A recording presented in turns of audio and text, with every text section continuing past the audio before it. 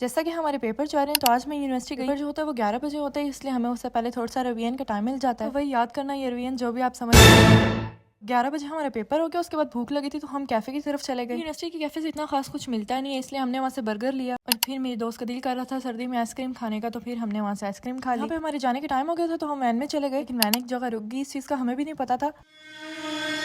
यहाँ पे हमारे वैन वाले अंकल के कोई खेत वगैरह थे, तो वो हमें यहाँ पे ले आए। ऐसे ही हम वैन से उतरे तो इतना खास कुछ नजर नहीं आया हमें। हम उस साइड जाते, लेकिन फिर भी हम अंदर चले गए। यहाँ पे मेरी दोस्त नाकाम कोशिश कर रही है। अंदर घूमने फिरने के बाद हम एक दफा वापस आके वैन में फिर से बैठ गए। फिर भाई ने कहा कि आगे हमारे यहाँ पे माल्टों के दरख्त लगे हुए हैं, तो आपको वो दिखा के लाता हूँ। देखिए और पूछ हम भी चल पड़े। उधर पहाड़ और निकला चुआ। आगे जब हम गए तो 2 दरख्त थे। माल्टे वहाँ पे बहुत खट्टे थे, बहुत मजे मजे के थे।